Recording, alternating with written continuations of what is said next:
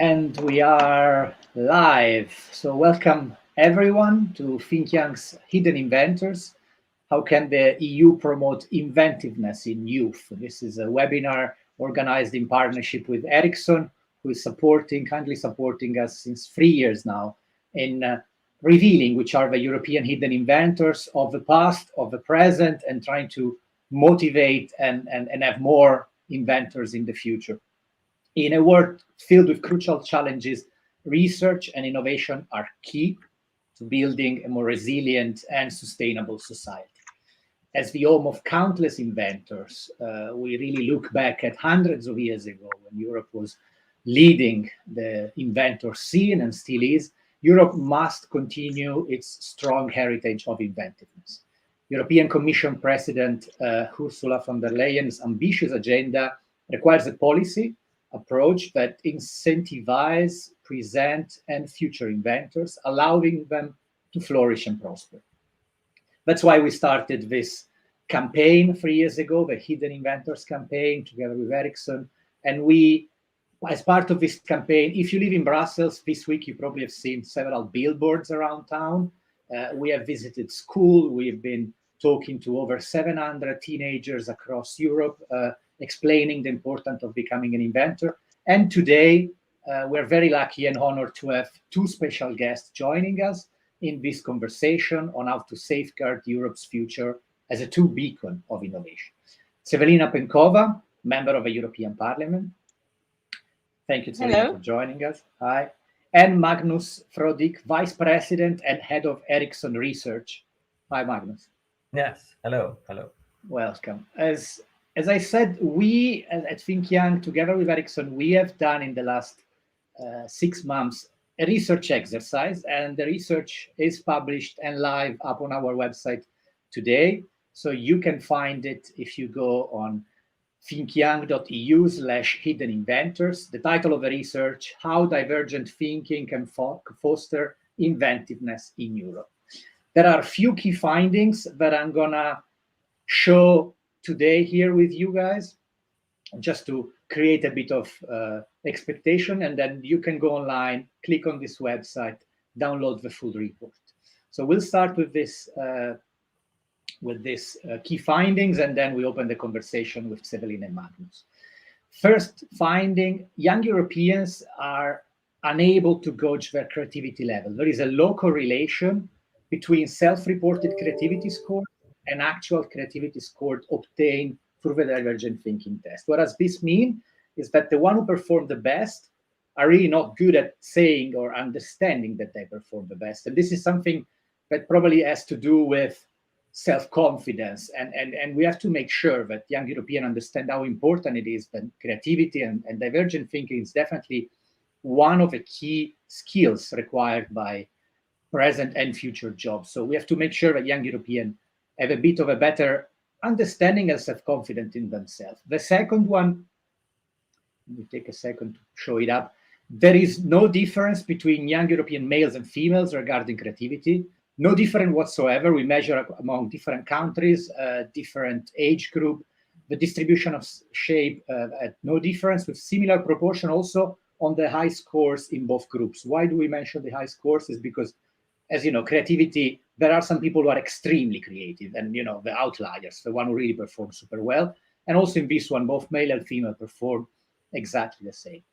The third one, quite interesting, links to the first one. The one with a high elevated level of creativity underestimate themselves. So not only people are kind of not good at really assessing where they fit in this grade, but especially the one who really do well, they don't know it. Probably because it's not one of the things that is tested at school or measured in the formal education system, but definitely the self-assessment of the best one is let's say, more humble than probably that it should be.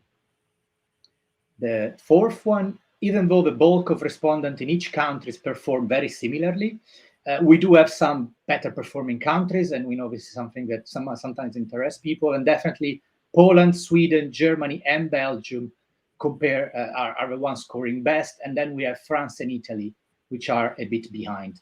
We don't know the reason of this. It was not part of a research exercise, but it might be one or potential second edition of the research, find out what is actually different in certain countries compared to other one. If you're familiar with European topics and the whole agenda on education, you know that certain countries like Sweden, like Poland, do very well in STEM skills, which are really important for education, and new skills, but this is something that was not part of a research exercise. The last few finding, there was no significant relationship between educational level and creativity when controlling for gender, for age, and for country of residence. This is something that probably has to do with informal education. We had several inventors that we hosted in previous webinars who were actually, yes, praising the education system somehow, but also saying that a lot of their creativity, a lot of their invention came out of experience they've done in what is called informal education. So still education, but outside of the classic, primary, secondary school.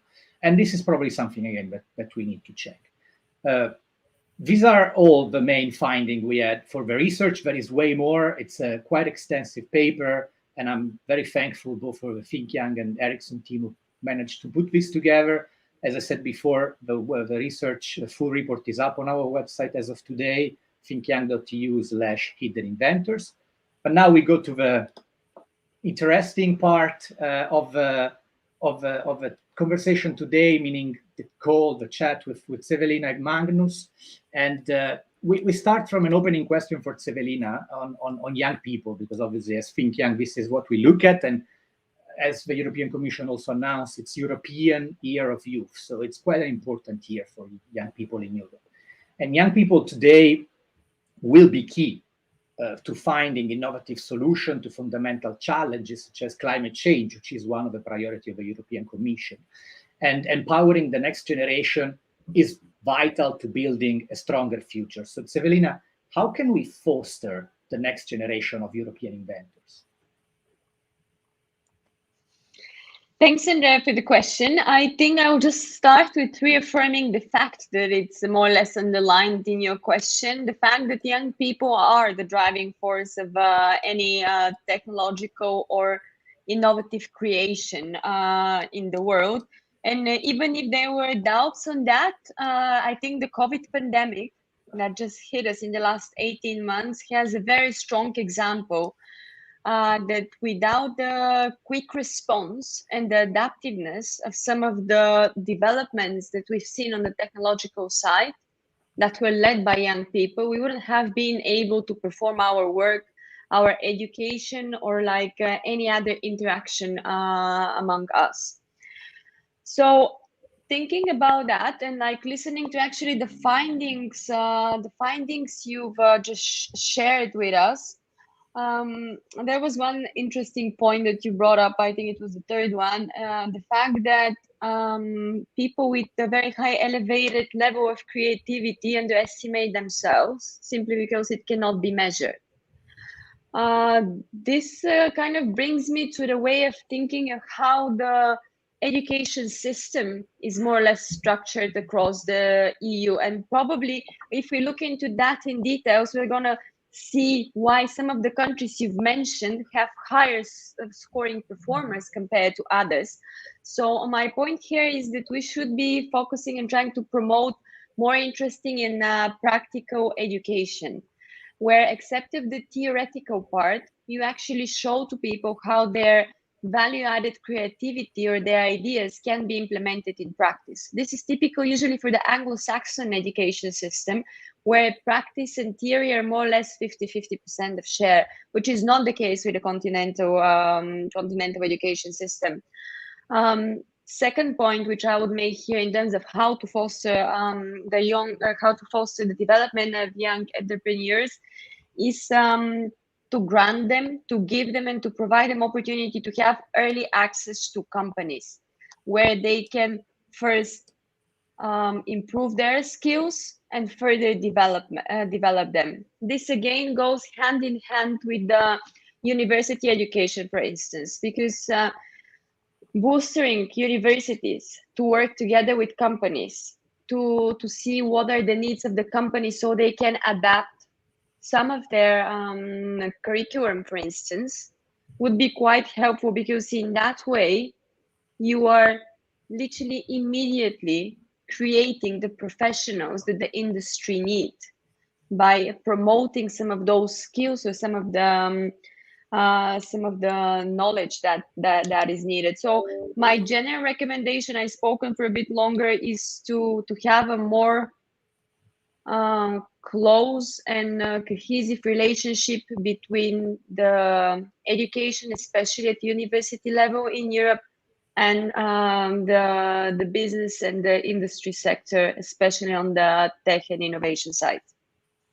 Thank you, Tsvetelina. And that gives me a very nice hook to move on to Magnus, because clearly when you talk about cooperation between universities and companies and more practical experience from young people when they study, I think that's definitely what companies are looking at, and especially the most ahead of a curve company like Ericsson. So Magnus, what are your thoughts at large on why it's important, and how can we foster the next generation of European inventors, but also what role, linking to what Tsvetelina was saying, what role is there for companies like Ericsson to support this goal?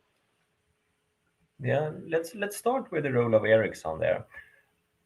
I think perhaps there is a belief that there is only sort of startups and new smaller companies that are sort of super inventive, right, etc. But that's not really the case. The big companies like Ericsson, we are really at heart a company of inventors.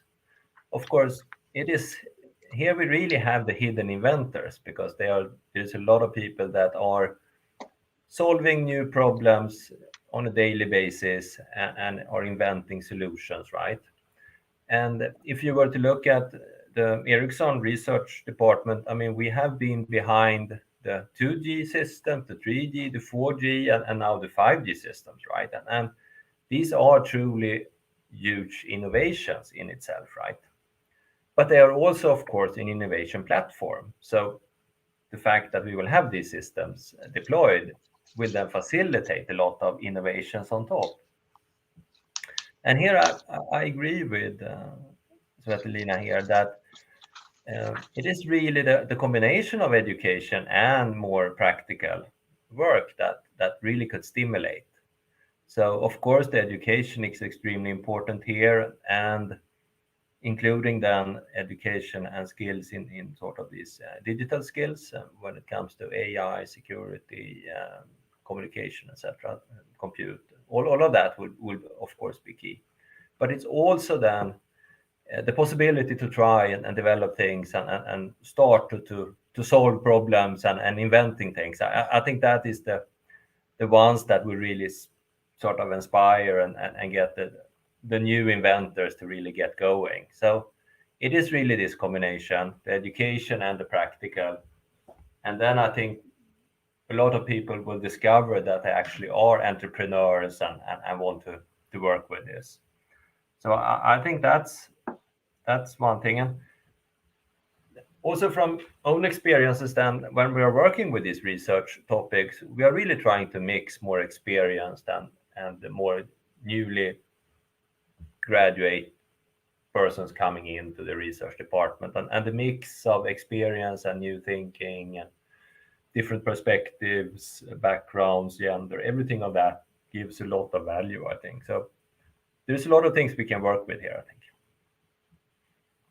Great, thank you. And you mentioned somehow that there are a lot of hidden inventors within companies such as Ericsson, and you mentioned 5G, and definitely we are seeing this rapid deployment of advanced technology. There is 5G, there is artificial intelligence, quantum computing, energy, nanotech. There is literally, every week there's new things coming, and definitely there are more other innovations that are also have the power to advance economies, solve key societal issues. So, very much of the interest also of policymaker. And in this one, Tsvetelina, how can the EU increase its influence in this area, to ensure that to connect breakthrough research like the one that Magnus was mentioning and new technologies to the market potentially, to achieve disruptive innovation, or what would be the role of programs such as Horizon Europe or any other program that the EU has to make sure that we still are there when it comes to very forward-thinking technology and impactful technology. So, Andrea, in terms of the regulation, you're completely right, especially when we're speaking about 5G and artificial intelligence. The regulator in the EU, we're trying to put down some guidelines, some rules that would help at the same time boost the technological development without harming it with over-regulation. At the same time, we're trying to protect our consumers, society, because there are some aspects which I'm just going to flag and mention in the next few minutes. But we are completely clear that Europe, at the moment, we have the potential to become probably a global leader in the digital space and to gain competitiveness in that. First of all, because we're the only political entity at the moment, like political and economic entity, that's starting to set the proper rules on that matter. But to achieve that, of course, we should be taking many factors into account. We are all clear with the benefits, for instance, of artificial intelligence. On one side, one of the main goals of EU is achieving the objectives of the Green Deal. Everyone more or less is familiar with that. We've been speaking quite a lot. So the last data shows that artificial intelligence could actually help us reduce the greenhouse emissions between 1% and 4% by 2030. So in that case, the technology is actually practically applicable to achieve long-term goals and policies, which every European citizen support more or less. Another thing which AI could bring to us is like increased productivity by almost 20% and adding about 2.5 trillion euros to the EU economy also by 2030 if we implement that technology correctly.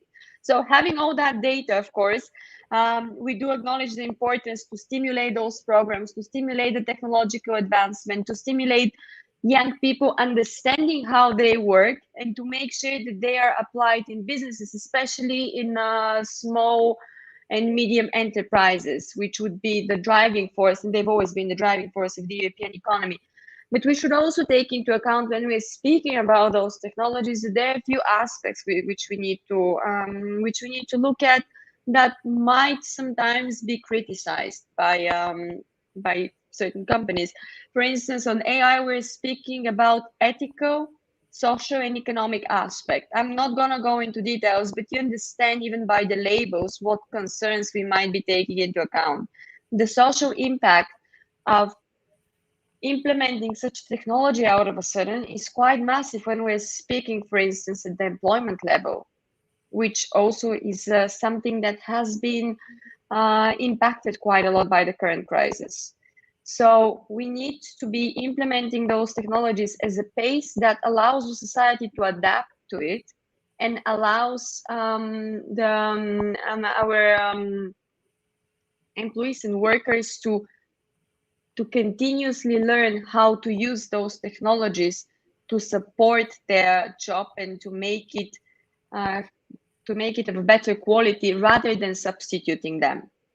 So in terms of that, I think programs like Horizon Europe you've mentioned is playing a very key role when it comes to supporting European researchers and connecting them in order to make sure that we achieve that proper symbiosis between the social needs and the company's needs without one being at the expense of the other, at the same time ensuring that we are going to gain competitive advantage with the proper technological development. So those three factors should all go together, and sometimes it's difficult to balance them out. Oh no, yes. I mean, we say it often. There's definitely difficult times for policymakers. It's extremely challenging, and it's not easy to keep pace with everything that's happening. It's really, I think, something that people should acknowledge, that being a policymaker in 2022 is not the same as 20, 30 years ago. Definitely. And you did mention several policy frameworks, which are definitely quite important and interesting. And on this one, Magnus, I mean, you're the head of research at Ericsson, also a large player and definitely a top position where you can have an impact, on a daily basis. You heavily, relies on constant innovation. As you said, you have a lot of inventors in-house. And how important do you think is the policy framework for a company like yours? Where can government be most effective? Where would you, if for one day, instead of being maybe, head of research, you would be head of a government or some division in the European Commission or Parliament, what would you think, where would be your role in supporting, encouraging inventors, innovation, all this? Yeah, I think a lot of, not only, but a lot of innovations that we do foresee coming in the future are in this digitalization space. So it will be a lot around of things being connected. You are able to get a lot of data out of it. You need to think about the cybersecurity aspects, etc. So there is a lot of things here. And I think, first of all, in order to start with creating the possibility and the platform for this innovation, we do need a very strong built-out infrastructure. So it's extremely important that all cities, all parts of Europe have a very good 5G coverage. And of course, now coming from Ericsson, I realize that I'm promoting our own technology here, but it is a key thing in order to foster this innovation on top of that. So everybody have the possibility to explore and try things. Because looking at what happened on 4G, there were now big companies, right? You can think about the Swedish Spotify, which is based on the fact that we all have a smartphone. But it's of course also Netflix and all the American companies, etc. Right? And now when we are introducing 5G, we will open up this innovation platform for so many more sectors. So each and every sector, everything from transportation to agriculture to smart cities to education, entertainment, everything will be transformed by this technology. So to be in the lead here, it's extremely important to have this infrastructure available. And it's not only the connectivity, it's of course also to have the compute capabilities and having data available. And here data is sensitive, there's a privacy concerns, there's a lot of regulation needed. But if we can do this right, I think we can create this advantage for Europe, that we have a controlled way of sharing data, which opens up for a lot of innovation. And the ones that has the data, the compute, and the innovators, you will see really this exponential development. So I think there's a lot of things to do here to provide the right infrastructure. Then I think the applications then supported by the 5G platform, of course, we will go from today's smartphones, go over to augmented reality and more Internet of Senses, where we are sort of experiencing things in a new way. And that will open up possibilities for education, entertainment, and healthcare, etc. So it also has a component that will be a key need for Europe in order just to be able to meet all our targets. And this, of course, includes the efficiency, productivity gains that we can see by connecting things also from a CO2 emissions perspective. And then, of course, it's important to avoid these rebound effects. If you do something more efficient, it could be tempting to do more of that instead, right? Instead of taking advantage of the savings on the CO2 side. So it's important to have the right regulations in place. So the savings or the improvements in productivity really comes out as a saving in the CO2 emissions. So that's an important aspect. So I think there is definitely a need for this guardrails from a regulator in order to make sure that we are moving towards these targets and use these technologies possibilities in the right way. So I think this is as you said, Andrea, this is a difficult task, and you want to have this regulations, but you will still want to allow all the innovation because we need both. Thank you. If I can follow up on this to you, Magnus, because you mentioned infrastructure when you mentioned the application you can do on this infrastructure. You mentioned Spotify, you mentioned Netflix, a lot of success stories. And if we look back at the last 3 years, now we do these webinars, and sometimes it's policymakers, sometimes it's big companies. Most of the time it's with inventors.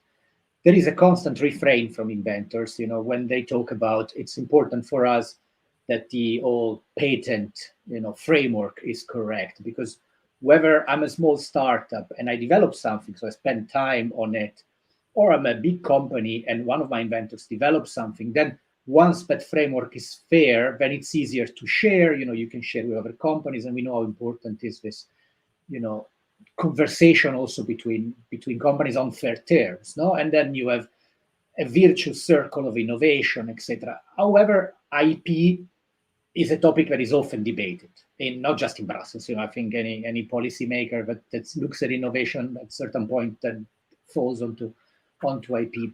What can you think, if we look at this specific one, EU and its member state can do to create a more favorable environment for inventiveness, in the area of IP rights, so that we can really look at inventors, whether they're in big companies or in startup, that's it doesn't matter for now, but it really, when they create something and then they patent and they can become, from inventors, then become entrepreneurs, which is what Tsvetelina was saying before. That's how you create jobs, not just when you have an invention, but then when you make sure that it connects with our company's infrastructure and it grows.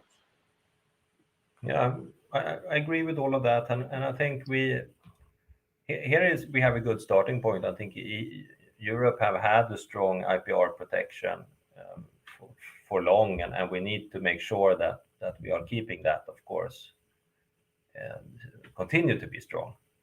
And big companies, including Ericsson, investing a huge amount of money then in R&D. And for Ericsson, for example, we are investing 3.5 billion euros every year. We have 21 research and development centers in Europe, 15,000 engineers or something working for us in Europe.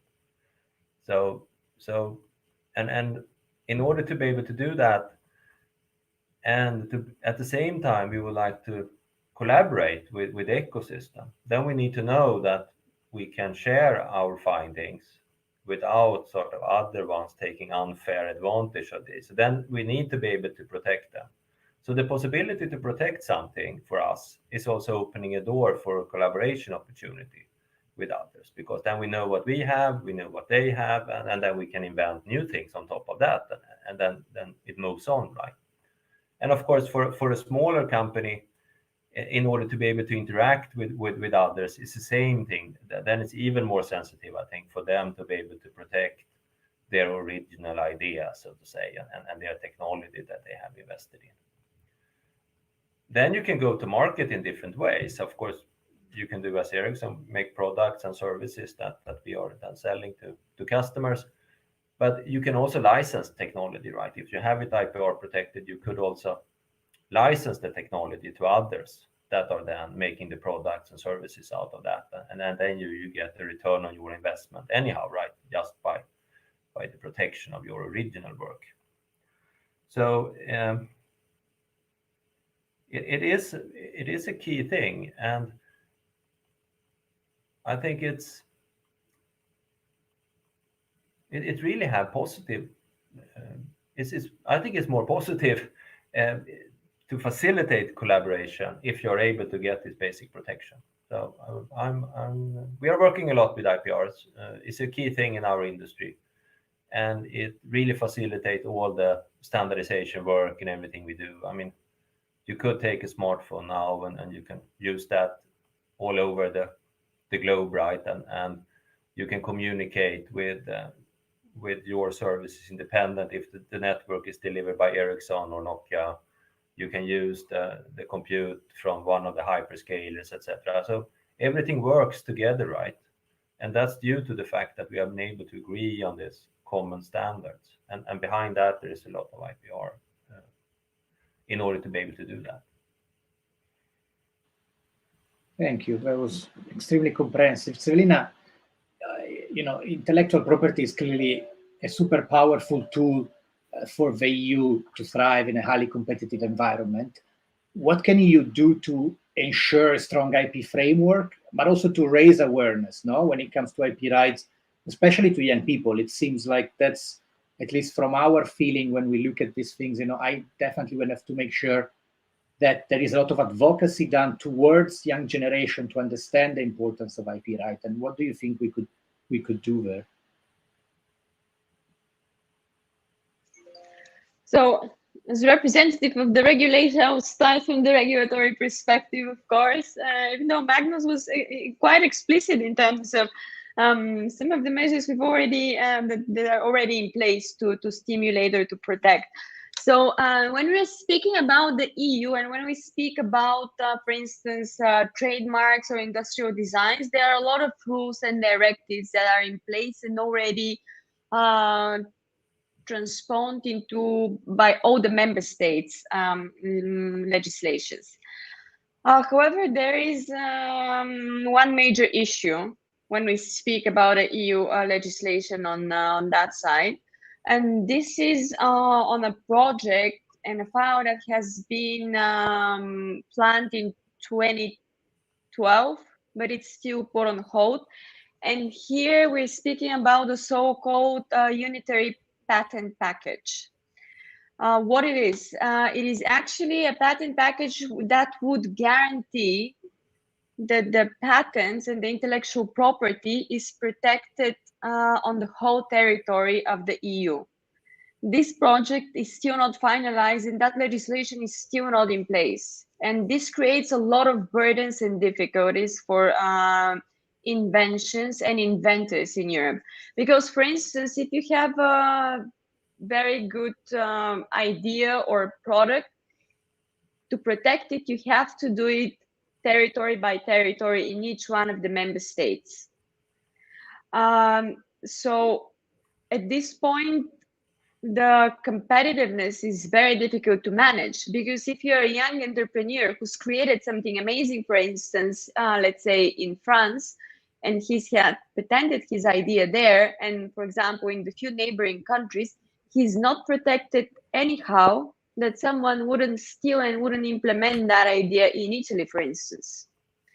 So I think taking it as something we should be working more and thinking about further, because that's going to be crucial step and quite important step for Europe in order to protect our inventors and to be able to create that competitiveness of the EU on an EU basis, would be to put in place that package that would guarantee patent protection on the territory of the EU.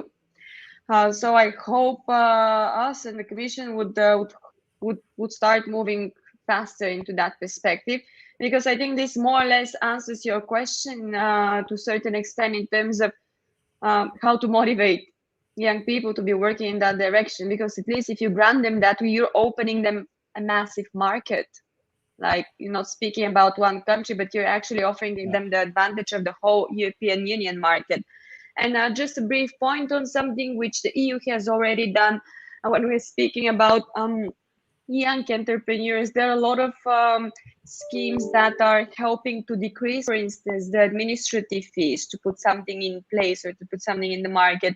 Also, something we shouldn't be ignoring is like there are a lot of tools to get pro bono legal advice. And I don't think we're speaking quite a lot about this, especially in a situation that I've described you just now, when we haven't offered yet the full patent protection.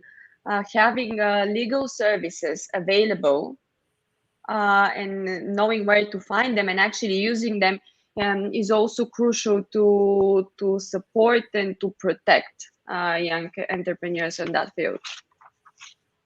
Totally, thank you. No, and I like you mentioned, something that it's looking at harmonization, because it's something we hear several times, and make sure that we're getting there. I'm sure, because it's something that I think we had a bit of an acceleration in the topic mentioned in Europe on several dossiers, so hopefully also comes in that one. Among the other things that, Tsvetelina, you have been a strong advocate it's definitely the creation of a EU innovation area.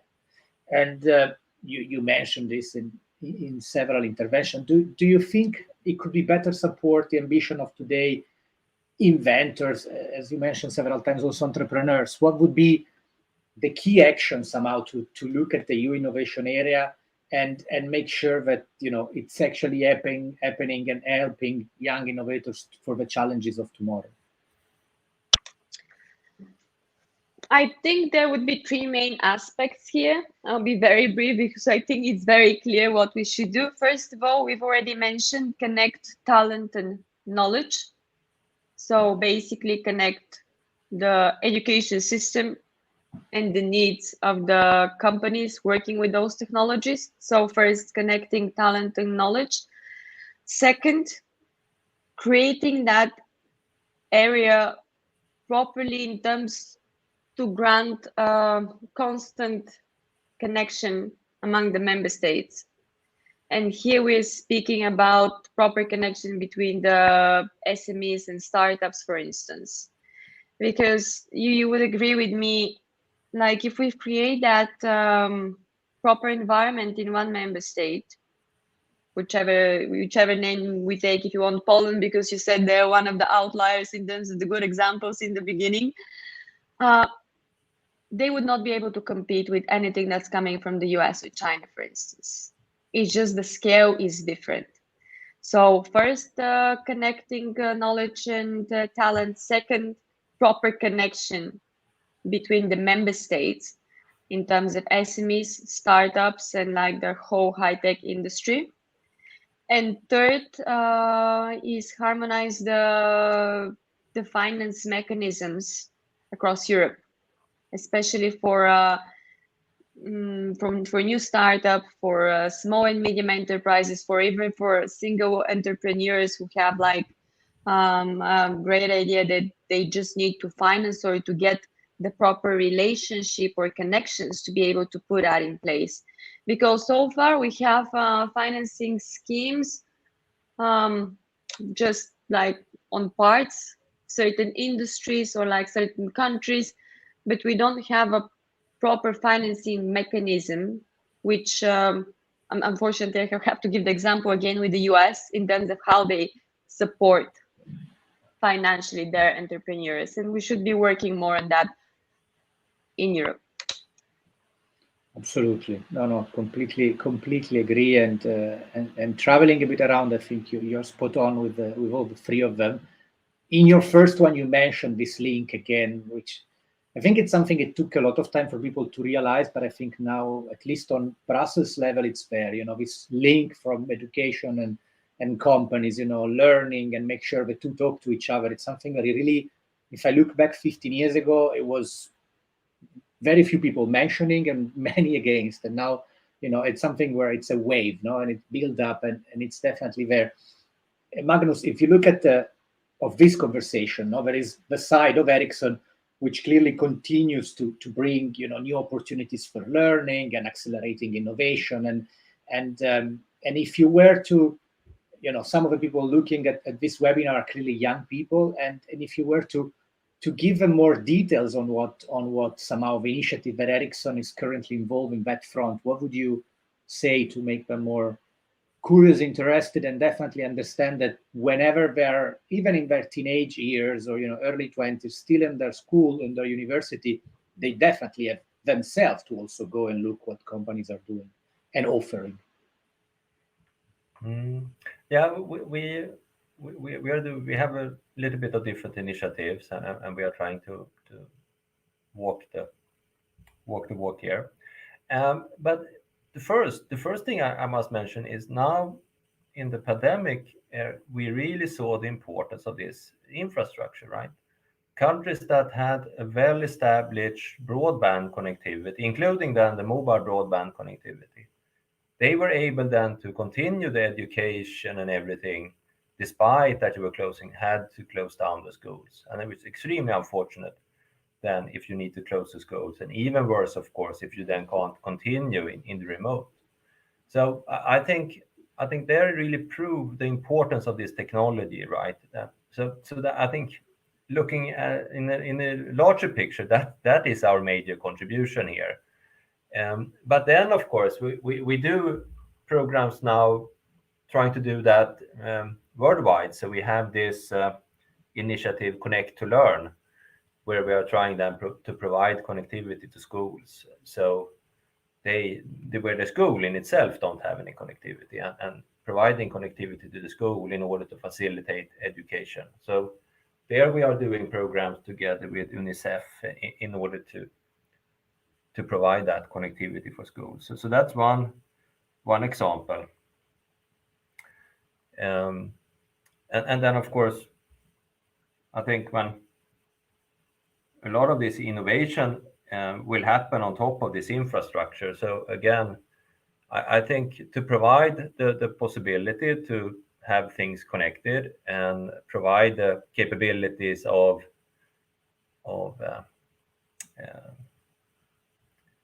education and then possibilities to experiment, I think the young inventors, they will figure out what to do with this. But that's nothing we should do for them. They will figure out, they will invent, they will drive this. So it's a lot of providing the possibilities, I think, the enablers, and that we should do. And this is a combination of industry and governments and EU as a whole, I think. Thank you. And I like the fact that you mentioned connectivity several times. I mean, there's been a long debate on, the future is not going to be anymore, rich and poor, or, third world, etc. It's really the one with access and the one who don't, because then access gives you opportunity and access is connectivity. So definitely an extremely important program. Tsvetelina, I go back a second to what you mentioned before, now the 3-point view innovation area, and your third one was the money. Clearly having a look at, a very practical thing at the end, put your money where your mouth is, I like to say, on the other side of the ocean. And it seems that with the new post-COVID-19 plan, Europe is at least discussing or planning to put a considerable budget. I mean, we're talking about 100 billion euros to foster advances of technology, for innovation, tackle pressing challenges, and definitely, this is quite a considerable amount of money. If we look back 3 years ago, approving 1 or 2 billion more looked challenging, and now suddenly there is 100 times more on the table. But then we have to make sure, that this money, at least from the policy side, that are finally out, are placed in the right position. What policy will the EU pursue to encourage innovation, and what do you think the EU should pursue to encourage innovation and ensure the funding is really placed in the most effective position and places? So you've mentioned one of the very specific numbers in terms of like the Horizon Europe program that is specifically devoted, and it's true that its budget has been significantly increased. But that's not everything we're doing, and that's not all of it. So if we look at the Next Generation EU, or like that common EU debt that had been issued to support the COVID crisis, and if we read it carefully, we'll see that there is an unprecedented big amount of money that would be available for each one of the member states. Here we're speaking in total about more than 750 billion euros that are going to be distributed and already are distributed among the member states. One of the requirements for a member state to receive their portion of that Next Generation EU fund is to submit a national plan, which includes specific reforms and specific projects that would be implemented with that specific amount of money. So far, so good. One of the requirements is like that 20% of that money should go in innovation, digitalization, and technological development. So basically, if you put a line and calculate over the whole amount that would be available for the European economy, we've set a target that at least 20% should be dedicated to projects like that, which is already a pretty significant matter if you don't fulfill that requirement as a member state, you're just not going to get access to the amount of money. So by submitting the plan, you should already have the projects in that field that you're going to be realizing in the next few years in order to get access to the funding. So that's one of the ways we try to stimulate, first of all, the economic development in the digital and technological field, and also help the recovery from COVID-19. Another aspect, last one, which I'm going to mention, is also when we look at the long-term budget of the European Union, the 7 years long-term budget, there we have a similar requirement that about 20% of it should be dedicated to the innovation sector. So on top of the specific programs which are created and dedicated only for that, as Horizon Europe, overall availability of money flow in the EU, about 1/5 should be going into technological development, digitalization, innovation, which I think is a pretty significant amount. And having seen the trend, it's probably, this is the minimum. And I think this is going to be increasing in the next 10 years for sure. Thanks. And that's also a nice thing to hear, that it's going to be, there's potentially going to be more on the innovation side. I think it's really important that, the message goes out. I mean, the money, definitely, that's how you speak, but also that the message goes out, And we're getting towards the end. We are 1 minute late. So the very last question, Magnus, as an industry representative, could you give some examples of how Ericsson is working with, young entrepreneurs? Let's go back to, you mentioned Spotify, and Tsvetelina several times mentioned startups. I mean, there are many interesting cases in Europe, and unicorns are there. Stockholm is definitely one of these places, if not the most interesting to look at the moment. Which are the things that you guys are working at Ericsson? Can you give us some, sneak peek on some secrets that you guys are working on? I think we, together with our customers, the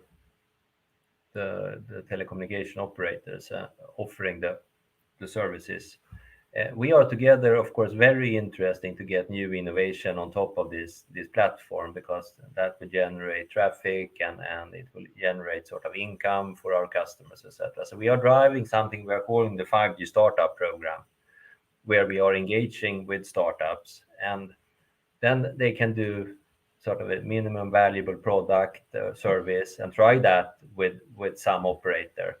And then we help them to be visible to other operators, right? So they can we can help them to scale and to really make sure that if they do one successful thing over here, that could then be introduced in another market, and that could accelerate their growth.